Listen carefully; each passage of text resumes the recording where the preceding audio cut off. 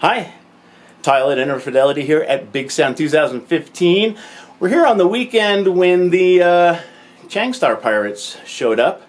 Mike and Alexis, Anaxilis? Anaxilis. Yes. I never knew exactly how to pronounce that. Those are equal. Yes, Mike is a bit of a hidden pirate, so Mike is going to be represented today by Mike's lovely pedoisms. Hi.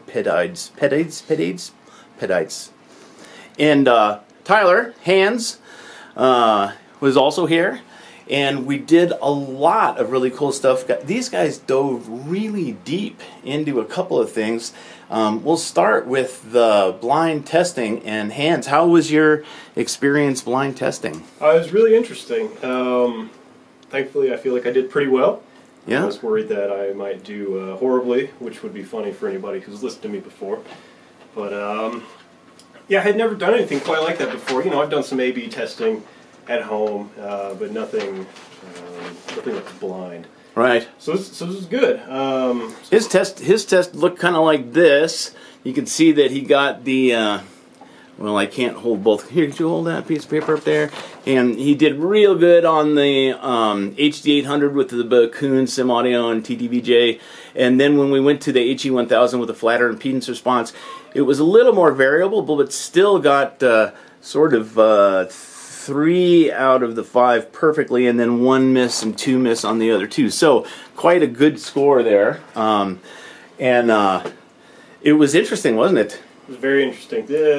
I thought the HD800, that was a surprisingly easy blind test with these amps. Right. They each had their own unique identifiable characteristics, so I didn't struggle too much with that. Now the HE1000 was very different. That was almost scary. I had to listen very closely for a while to start to pick up some subtle differences on them.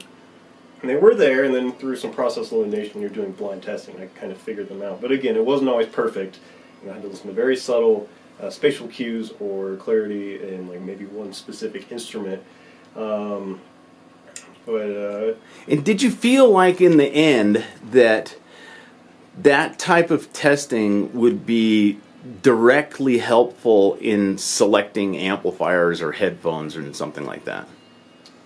Yeah, maybe. I mean, if you had a place you could go to and do all this blind testing on various amps with particular headphones, and yeah, I could see that being very valuable for anybody looking to purchase. I know it was enlightening for me, to say the least. The HE1000 wouldn't necessarily be my first choice of a headphone, but right. That was interesting. Running that and being like, wow, these don't have a whole lot of difference, and you could potentially save yourself some money there if you kind of know what you're getting into with blind testing. I'm gonna write quite a bit about this as time goes on. But it's my feeling that blind testing does allow you to hear some small differences if you work very, very, very hard at it.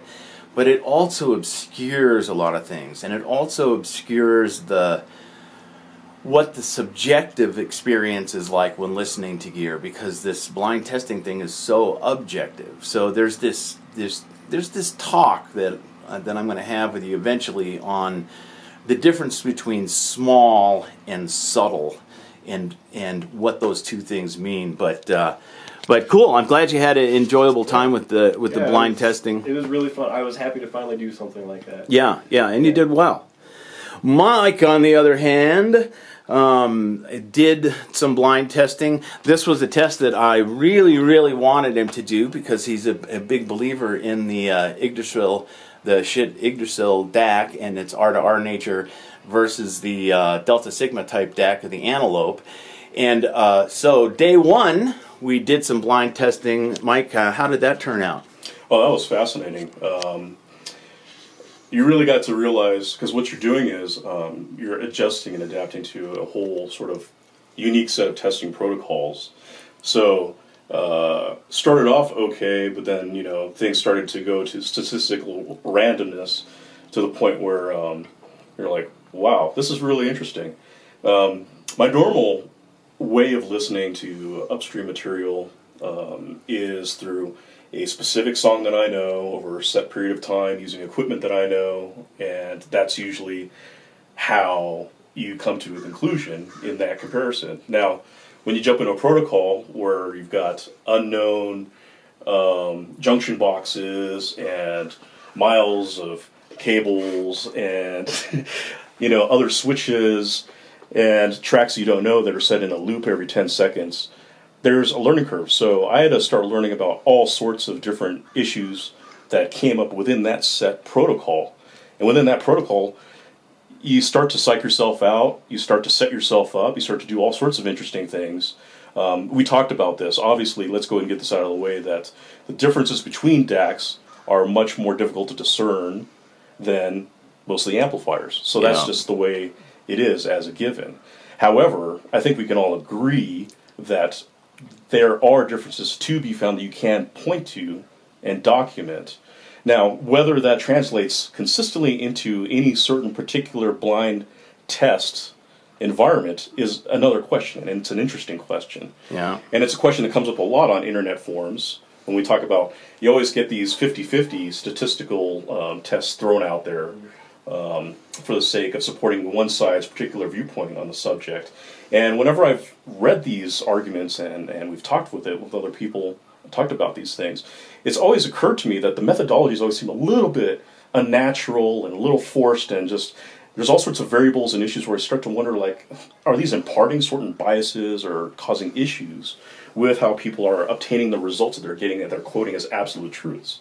So that's always been my concern. So getting thrown into this was eye-opening, and while it was more difficult to discern DACs than most people would usually presume, I definitely was able to confirm through my own experience that blind testing does inject its own forms of bias into the procedure that can actually possibly impede the ability of the listener to perform optimally. But that said, that first day, even though, hey, people will jump on and say, hey, he did, 50-50, that proves everything right there. There was a lot of information and experience to take away from that experience. And I think, because I was determined, I noticed these, we all know, we've heard these differences. They are there. So the trick is taking that experience and utilizing that data and adapting. And I think when we went back, I was determined to go back and give it another go today. And that's what we're talking about now. It's day 2. And Mike has thrown himself dangling by his fingernails from the end of the what's the board that you shove people off of? The plank. Dangling by his fingernails at the end of the plank, and scored quite well. 6 out of 9? Yeah, he used a different material today, something he was more familiar with, which I recommended, and I think he agreed would be a good idea. Yeah, that was part of it. There were some technical issues. Got to 6 out of 8, and that was actually, it ended at 8, but I was like, I felt so good, I wanted to keep pushing and get to, do 10 trials, and that last one sort of bit me on the butt. The last 3 samples, test what I did, I had a channel cutting out of my left, because people that know me know I've had this messed up HT800 connector, and so I lost the left channel and was trying to wiggle with it. So I changed cables and things started changing, and but anyway, we decided to stop at 6 out of 9 instead of what was actually the 6 out of 8. That would have looked really better for my I told him, stop now, Mike, stop. It's getting a long time. You're getting tired, man. Fatigue. Yeah. So this is absolutely true, and I'd love to spend some time talking to John Atkinson about this, but this whole concept of blind testing, I mean, I would really encourage you to find a friend in the headphone world and set up some simple tests of A/Bing some things in a blind manner. And it's not as much about actually succeeding the test or not. It's about experiencing the psychological games that you play with yourself and how doubts and fears add up, and how you say, I think A is the one, and therefore you begin to already impose biases even though you don't know which one it is, just because you think it might be that one. And there's just so much mind game that goes on with this A/B testing that it's very dangerous. And when I see journalists and write about, oh, there's no difference between a Pono and an iPod, and then they say we blind tested the man on the street. I mean, you could say that this is the most sort of egregious misuse of this type of test, because I mean, I think we can all agree that you can't do that it takes experience and training and lots of time to do these kind of tests well. Well, one thing I'll say is that had I done this 2 years ago, I probably would not have been able to do nearly as good as I did, especially not with the HE1000. Yeah. So it does take practice. Yeah, it does take practice. And it's a worthy skill to learn, but it's not the end of the story. It's just a part of the story and part of the things that you can do to learn. But big congrats to Mike for being able to do much better than 50-50, to do 66% on the DAC testing. That I think is better than I could have done. So very nicely done on that, Mike. Excellent. I really wanted 10 out of 10. Well job there, buddy. Oh. All right, so now we're on to the next thing. We're gonna talk about the headphones mainly. These guys really dug into the headphones and dug into the headphones a little bit differently than most guys would, because these guys are so familiar with modified headphones and what headphones are good and even better once modified. And of course the problem is, for many of you, you don't even know what modifying a headphone is about or how to go about doing it. And I can tell you that early on, most people who modify headphones make them worse, not better. So we're first going to take a look at the array of headphones we have here, just sort of in its stock form and relative to where the market is and where it's been, and then we're going to talk a little bit about, okay, this is where they're kind of falling down and how they may be helped in modifying, or maybe they can't be modified at all. So Hans, let's start with you, and we can just point them out one at a time, and we'll have a little dialogue about them. All right, Go down the road. Start with the Ether. Mr. Speaker's Ether. Yes. That one was pretty good overall. Had a generally agreeable sound signature, relatively neutral, decent sense of space. You'll probably hear me mention this a few times. A lot of the planar magnetic headphones that I've listened to, compared to a dynamic driver, the soundstage is a little bit harder on the left and right. So that said, I did think that one, it has some of that characteristics. Not too bad. Had some nice space to it. And pretty cost efficient. I'm trying to find the list of the prices, but it's like $1,500. Yeah. Perhaps a little bit more than I would be willing to spend on it. But sure. That's okay. I mean, they're lovely looking. They're very comfortable. You can tell that Dan's put a lot of work into these. Yeah. If I had to nitpick, I think they can be a little bit lean on the very low end, missing some of that slam that I really like. That said, I mean, they are pretty neutral for the most part. So I mean, if your track is bass heavy, it will certainly pull that out. Don't get me wrong. Mm-hmm. And then there's a little bit of glare somewhere in maybe the lower treble. But again, nothing that really bothered me. I don't think, if you know my taste, I'm pretty sensitive to any treble irregularities. But I thought it was pretty good overall. I would like to see a little bit more out of it, but I think for what it is, it's pretty nice. And Mike, your sense of the ethers? Yes, sir. My sense of these ethers is that I've heard a few versions of the ether, and they've generally had a greater sense, in my experience, of being tonally closer to even my modded HD800, which is saying a lot. I mean, I think that was quite an accomplishment in those cases. And having my problem was they tended to have a little bit more of a bloomier bass that was more present and less controlled, more of a room gain type of effect.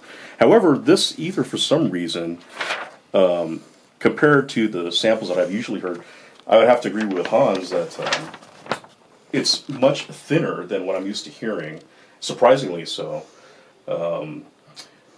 Tonally it had the issues that Hans mentioned, and it had that thinness. and it was very pleasant. But at the same time, it was hard for me to try to really interpret what to think of them relative to my own past experience with other ethers that I have heard that, in my opinion, sounded better and more complete. Okay. So. And then let's go up to the top there. We got the Enigma Acoustics Dharma. Very unusual hybrid this headphone. one is interesting, and one thing I did find is that it kind of varied depending on the track you're playing. Some tracks made it sound relatively neutral. Some made it sound kind of thin and bright. Some made it almost sound a little U-shaped. But the more I listened, the more I did kind of think, the overall tone was pretty close to where it needed to be. I think sometimes there was a little bit of bass bloat, but again, a slight lack of the very low end extension, but nothing I'd be too concerned about.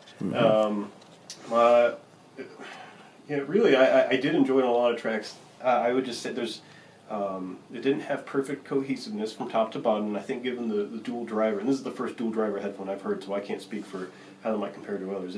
There was just a very, very slight disconnect on very specific tracks that you could hear, and I did think the treble was a little bit brighter and rougher than you would get on the Ether or even the HE1000, which was not quite to my taste, but I think for what it is, and I believe you said this is pre-production, is that correct? This is still pre-production unit, actually, yeah. I'm not going to judge it too much based on that. I think that there's a lot of potential there, and it's a very interesting headphone, to say the least. And Annex, I know that you had similar concerns with the coherence and cohesiveness top to bottom of it. Yeah, absolutely.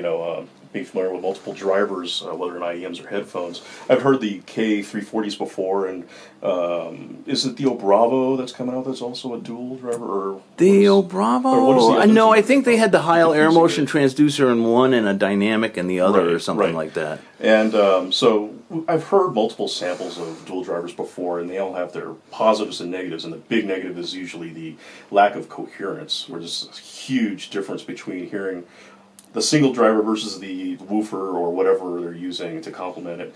And I gotta say, though, the Dharma was pleasantly surprising for me relative to those experiences in the past. Yeah. The coherence, and I think we talked about this, was pretty phenomenal. I mean, it's the best coherence in a dual driver headphone I've ever heard so far. Yeah, I have to say I've never heard a dual driver headphone of any type that sounded any good at all. They've all been pretty abysmal, and this is not the case with the Enigma Acoustics. It certainly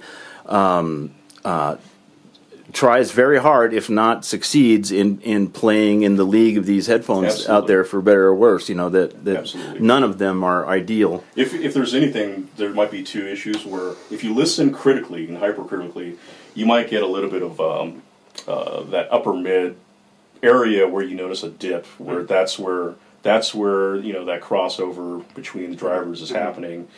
And also, if you listen critically, to me, different architectures of drivers tend to present a certain sound signature, like a tone to themselves. And if you listen really critically, you can kind of get a little bit of that between the woofer and the ribbon up top. It has a very nice sense of clarity in the treble. It's got Pretty well there, yeah. Yeah. pretty good resolution.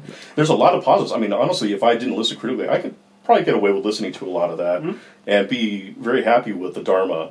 But if you listen critically, you can hear those issues with the two drivers. And one thing that we did talk about, which is interesting that you mentioned nobody picked up, including myself, is that the bass sounds, it's not accentuated. There's good weight to that woofer there. That's natural. But it doesn't have that big mid-bass kind of bloom. Like, for example, on Hell Freezes Over's Hotel California, you'd expect that, that boom, that pop. So you don't get that. But it's weird. So you'd expect more of a linear type of response, which you kind of get on the frequency response. But you've mentioned that there's a huge issue there as far as distortion. And somehow that big distortion in the low end is not translating in the way that we would normally anticipate it coming through. I was wondering if it was a fit issue by chance? What? Could it have been like a fit and seal issue on? It certainly could have been. This is a headphone that it's pre-production, and so we can't be completely definitive on it. And the measurement showed a significant amount of bass distortion, and I was pretty careful in positioning it, but I'm going to have to measure them again and then measure the new ones to know for sure. But because it didn't sound anything like what I saw the measurement showing. The measurement showed something completely different than what I heard on these headphones. I found them to be surprisingly well balanced. I do notice a little lack of coherency. The one thing that I would make a comment now, because I'll comment further at the end of this whole series on all of them in detail.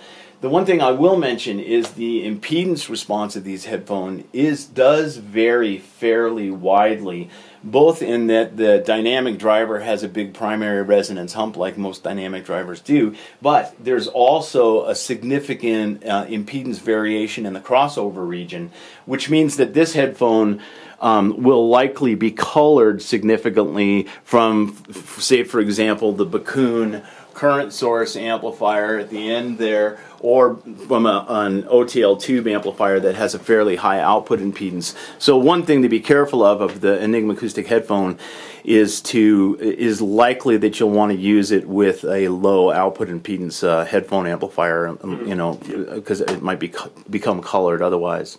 Next in line, we got the Audio Zenith PMX2. This is a modified Oppo PM2. Tyler brought his modified Oppo PM2. What did you think, Tyler? Well, I've had a lot of experience with the Audio Zenith before. I've heard multiple iterations of it as Alex was working on it. And I know he pours so much of his heart and soul into each one of these. I have to say, the one thing I really like about this is I think in terms of just a good neutral tone, it does really, really well. Perhaps one of the most neutral headphones I've heard before. That said, I think there's some inherent characteristics to this type of driver that I've even noticed in my pair that I've messed around with.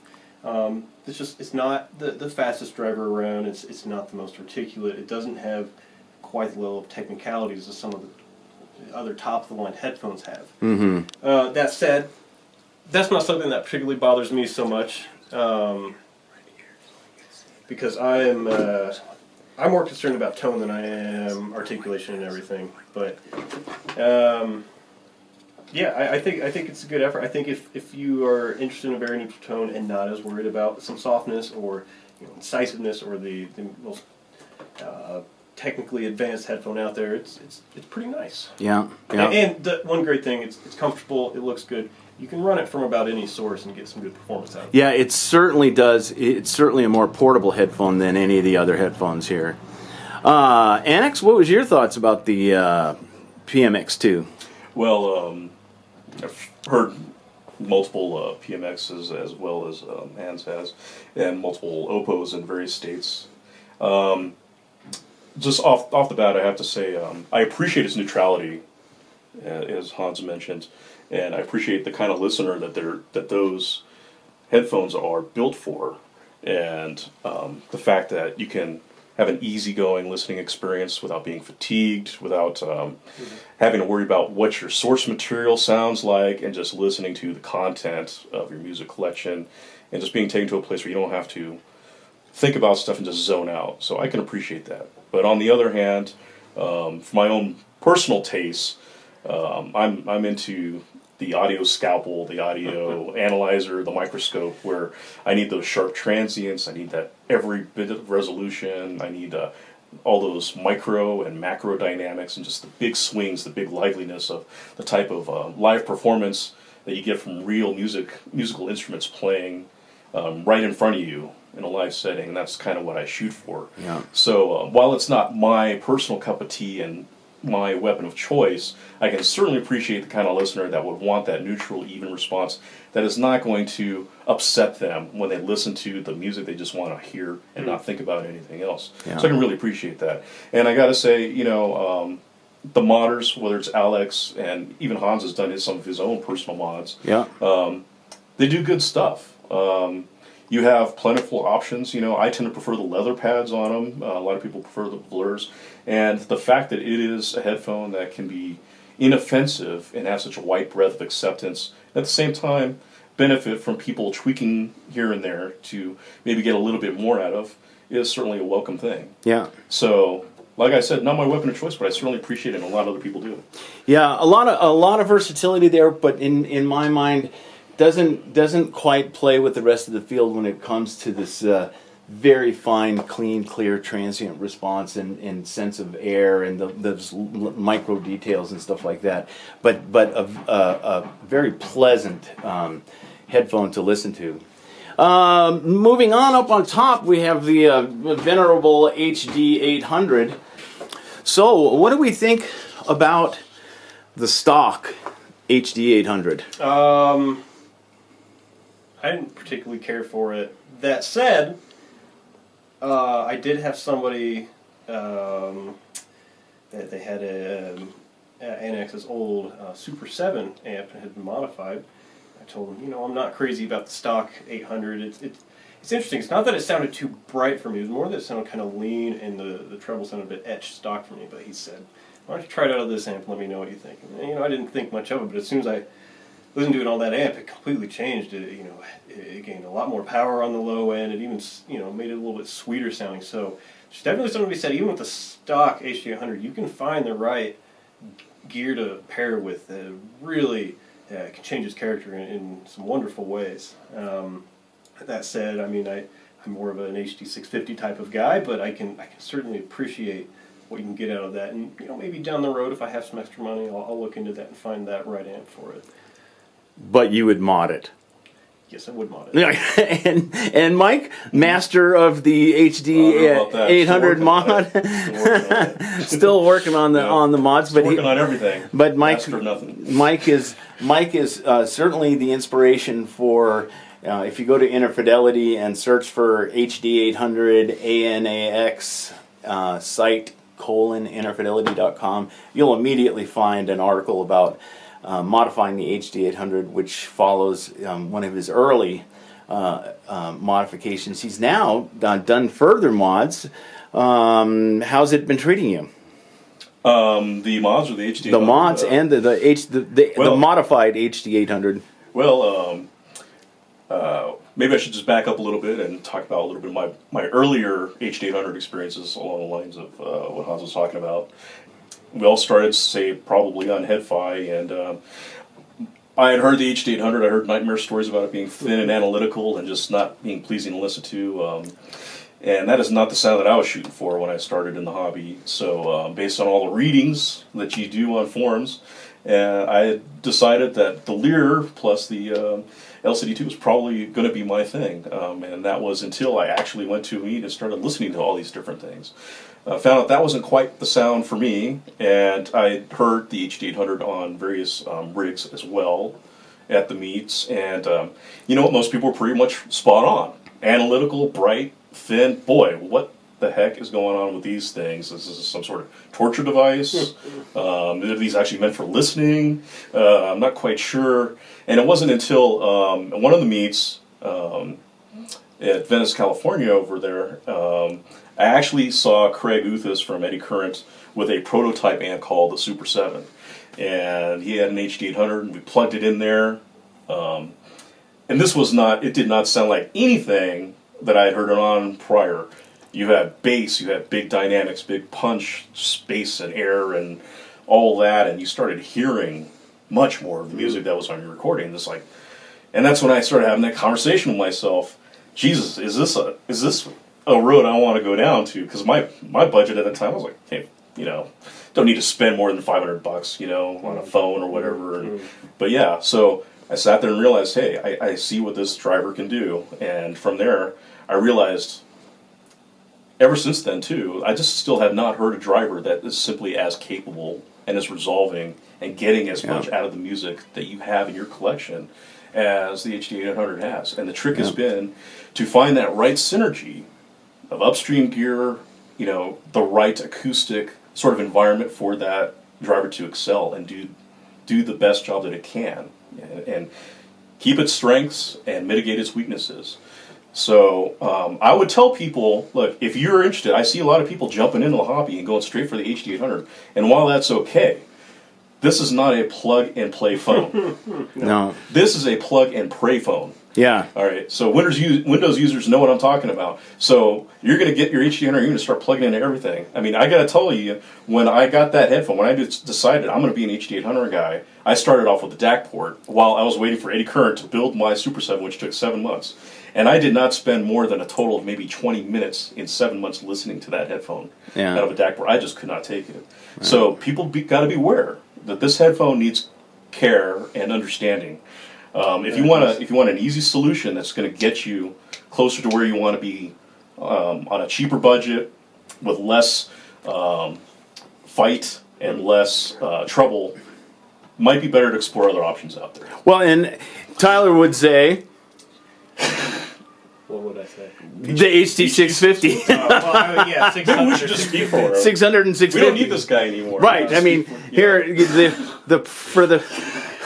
What did I say? For the price of the cable, you can buy a bottlehead Kraken and an HD600, and you'd be like yards and yards ahead. He was going. So when you put the question on me, I was not sure what you wanted me to say. Gotta keep you stimulated. Yeah, maybe I was just kind of falling asleep, but no.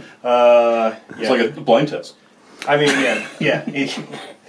Definitely would recommend the 600 to 650 if you're worried at all about the 800's treble or having to worry about getting a crazy expensive. It's just much more friendly and much easier to plug it into anything and get a good job. 650 is so friendly to me. Well, see, and that's where I'd go. The 600's better, but we'll just agree. And that's the thing. We'll agree to disagree. I like that they are definitely the same family and they have their own differences. And well, obviously, I think you're both wrong. So. Hey, at least there's 3 different things in here, right? We before we get away from the 800s, though, one of the things that we saw today when we measured Mike's 800s that were heavily modified, and we found that they didn't do a particularly great job in controlling very high frequency noises and things like that. But we did find something else very interesting about the EQ. Can you tell us? Do you know what I'm talking about, Mike? We're talking about the 200 to yes, 2K exactly. Yeah. So apparently, Tile had mentioned in one of his past articles because a lot of this came about with the whole Olive Welty phenomenon that seems to be rearing its head lately. And what is the reference EQ for a headphone? And this is where the AudioQuest Nighthawk came into the picture, and there's been a lot of talk about that. So we had discussed this over lunch, dinner yesterday, and in Tile's past article, what was the name of that article, by the way? It's just Headphone Measurements Explained. All right, Headphone Measurements Explained. If you go on his site and you look at that article, you'll see the various curves. And one of the curves that's interesting as a target reference is the 45-degree angle speaker curve, which was an ideal sort of rising response to get an accurate representation from 200 to close to 2K. Right, it's about from 200 to 1,000, and then it starts rising a little faster than the peak. But there is this rising area from 200 to 1,000. Right, and what's interesting, I had essentially, most of the measurements I've had done on my mods before and today have been after the fact. Most of the tuning has been by ear, and a lot of people love to hear that. Tune by ear stuff, this magic voodoo. But what we happen to find, though, in my tuning of the current state of the Annex mod at HD800 is that so far it seems that my version shows this almost identical sort of rising response that matches the speaker curve as a reference. Very much so. This wasn't planned on my part, and it wasn't anything where I tried to achieve that. I was strictly going based off of what was reference sound to me in my past experience, and that's what got me closest to it. So it was really interesting to have it confirmed when we got these measurements taken, that it was there. And I don't know if have you seen that? How many headphones have you seen? I've only, it's on the NAD Viso HP50 and the Focal Spirit Pro a little bit. They're a little more herky-jerky because they're sealed headphones. And what's interesting to me is that I do like the sound of Mike's headphones, and when he described what he heard in terms of the vocals being more present, that's exactly my perception of what happens when you get that range right, that gently rising response in that area. And if you go back to the Big Sound 2015 with Bob Katz, when we do the equalization part, and we added that rising response, and Bob kind of went, I would have never thought to add that. We listened, and he too agreed that it did a great job in making the vocals more present. So it's very exciting to see bits and pieces of this Harman target response curve getting verified over time. So very exciting and very cool to see in your headphones. Congrats on cool. Congrats on sussing that out by ear. That's a. And then being able to do whatever it is you do to make it happen on a pair of headphones. Let's see where we're at. Well, we didn't spend too much time on the Stax headphones, but we're all kind of familiar with them. Any general comments from the Pirate Gallery? I didn't get to listen to either of those too much. We spent so much time doing various blind tests, which was fascinating. I don't know. I never got around to listening to those as much. I think I preferred the 007s over the 009s. With my brief listening, I think they had a better tonal response. I was not sure what to think of the 009s. I don't think they were my cup of tea, but again, I'd have to listen more to put my finger on why that was. Yeah, I gotta say, I've heard the 009s before through various stat amps, and the pairing here with the 009 was not the best situation I've heard. It was extremely thin and on the bright side. Okay, that's kind of what I heard. So, I mean, I could definitely see if that's how the 009 was synergizing with the amp at hand. The 007, which I didn't get a chance to listen to, but I've also heard in the past, would definitely be better pairing, I would say, with the cage.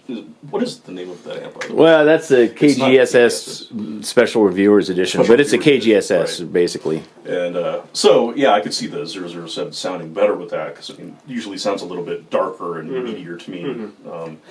But on the 009, it did it no favors, gotta say. And I have heard those things, in my opinion, perform a little bit better. But for the sake of the comparison here, boy, that's really hard.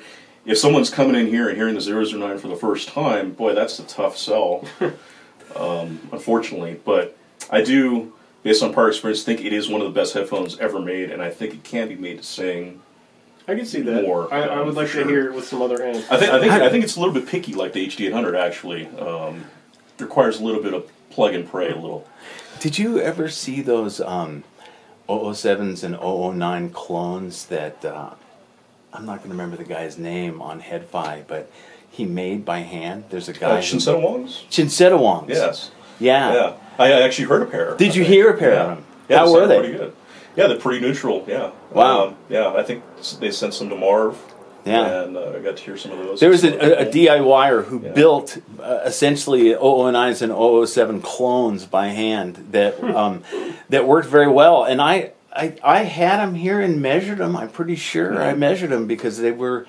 That's because I wrote about them, and they measured very well. So it's a stunning accomplishment. All right, down to the last two. Of course, we're all familiar with the LCD3s. What are our general thoughts and comments about LCD3s? Well, I always thought I might kind of like the LCD or Odyssey house sound. I wasn't as pleased with the LCD3 as I thought I would be. It's not that it's bad. It's the tonal response, especially through the bass and the mids, is great. It actually didn't have quite as much heft to it as I thought it would. What some people had told me. And granted, I don't know if is this the newer phaser version by chance? Yep. So I've heard that might have changed the sound versus some of the non-phaser units. So again, I don't have a ton of experience with Odyssey sound, but the bass through the mids was great. Maybe not quite as fast as I would prefer, but certainly not bad. I was just a little concerned because they were both a little dark and a little rough and muffled sounding at the same time. It was kind of a weird mixture. It's what my guess is that overall the treble's probably slightly recessed, but then there's probably some peaks and valleys in there that kind of give it a slightly unnatural quality to it. And I'm not crazy about the ergonomics either. I mean, it's not that it was uncomfortable, but I think maybe over time it would start to wear on me, and then I don't know. I just think it could be a little bit better in that regard for the price. But overall, not a bad sound. But I think it could use some refinement, and it was just not quite as clean and clear as I expected. Right. You know, I'm going to break in here before I let Mike talk and mention that when Bob Katz was here, he brought his LCD-Xs with him, and I measured his LCD-Xs. And then I've got a pair of brand new LCD-Xs as well, which I had already measured, and the two sets of measurements were farther apart than I would have hoped to see. Now, Odyssey in the past has gotten some knocks for the consistency of manufacture of their phones. But one of the things that all three of us have seen is that appears to be the case pretty broadly. This is the second pair of HE1000s. I had a pre-production, and then this is a production pair of HE1000s, and they measured somewhat differently. Similarly, I've measured a couple of different Oppo versions of the same model, and they measured differently. I don't know about the ethers, but Mike, could you talk a little bit about your experiences with planar magnetic headphones and matching, and how often that does good? That's very interesting. Well, I think we were talking about this earlier, and we should definitely say planar magnetics have come a long way, and they've really offered a great alternative for a lot of people and a lot of users to provide a certain rich organic sound that might be hard to replicate using other technologies. And so kudos to everybody playing in the isodynamic, field of headphones, orthodynamic field of headphones. However, that being said, it has been a rough journey for a lot of people. I have heard, I can say, of all the planers that we have represented so far, I don't see, other than the HE1000 is the only other hi-fi man we have up there.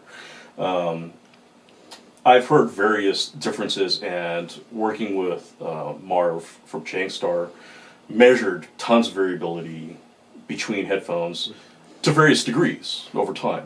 Largely, it's been getting better over time, where the consistency is a little bit better, but we're still noticing variances. And I've talked with different vendors, I'm not going to mention any names, but they are people that are running the show at these companies and engineering these things, and they talk about how difficult it is to get that diaphragm material consistent. I mean, over and over again, cut the same, made the same thickness with the same tension. It is not an easy thing to do. And so it's been difficult to just get consistency. I have had, as far as Odysseys go, getting back to that, I can appreciate people liking that richer organic sound, but I just need a little bit more technical proficiency for me. I do think the LCD3 still is their most resolving headphone that they make. So if you're going to shoot for an ortho with the Odyssey house sound and want to hear as much of your music as possible, I still think that's the way to go. Other people might prefer different tonal bounces with some of their other models, and that's fine. But I gotta say, there was an instance where Marv had gotten, because he had left the HD800, he's left the HD800 probably like 4 times in his life. And he had went down the LCD3 path, and he had the best LCD3 I had ever heard in my life. And this was an early production pre-phaser, way back a few years. And I heard that thing, and I was having a hard time because I was such an HD800 fanboy, and people would say I still am, but I actually had to consider maybe I need to jump ship and get one of these things, because it was resolving. A lot of Odysseys tend to have veils to them to one degree or another, and that's a big no-no for me. I need that clarity. This didn't have that. It was clear, resolving, had great bottom end that was punchy, and it was articulate. And I was about to do that, jump off the plank and go head first in the Odyssey camp until the phone died 48 hours later. Yeah. And we just have never been able to replicate the experience that gave us. So it's hard. I think eventually people will get there. I think Fang was working on that, trying to even, just be a top-tier player with his headphone, but we'll talk about that next. Well, yeah, and speaking of Fang, we got the last but not least here is the Hi-Fi Man HE1000. Tyler? Well, let's see. Again, I really like the bass and the mid-range, and I think they might even be a little bit faster and cleaner sounding than the LCD3. That's really wonderful in that. They're generally very pleasing to listen to. Good response top to bottom. I guess my only complaint was that there's a little bit of a rise in the treble. I think centered around 7 kilohertz if I've looked at measurements correctly. And it's not anywhere that it's not too strong. It doesn't like hurt my ears or anything like that. But it gives a slight hint of an unrefined or rough character to the treble, which I think can kind of get in the way. It makes it almost sound slightly veiled in an interesting way. So that would keep me from purchasing it. Now maybe there's modding potential. What I'm most concerned about is the price and potential variability, as we've discussed. Right. That is, it's at $3,000. It's quite an expensive headphone. Mike.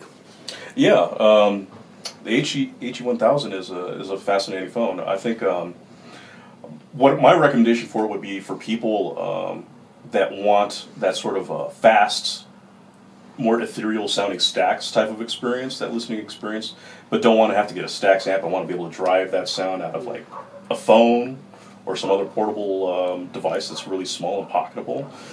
That'll get you there. However, in the overall scheme of things, for me, I noticed a couple times on the various iterations of the phone that I've heard, there seems to be a rising response in the treble where it starts to peak at 7,000, and you just start to get extra harmonics off, say, like female vocals, that kind of is a little bit fatiguing over time, at least for me.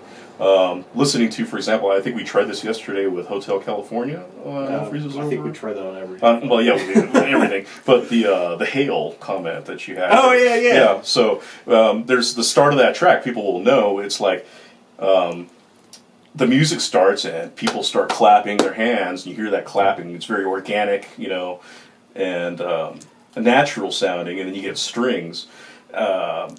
However, boy, did it sound different on the HE1000 out of a lot of the amps we tried, because that hand clapping started to sound it sounded like hail hitting the roof. You said rain, and I said more like hail. Yeah, I thought it was like rain hitting the roof, and you thought it sounded like hail. And the strings just sounded a little too tinny and tizzy, didn't have the body to them. And I gotta say, I was very high on this phone. I promoted and hyped this phone a little bit after CES because it turns out, from what I've heard and through the grapevine, through various sources, that the sound signature target has changed. It did change since then. The sample I heard at CES was it had the best low-end impact and presence I'd ever heard in any headphone. Slammed hard on that track when that bass drops.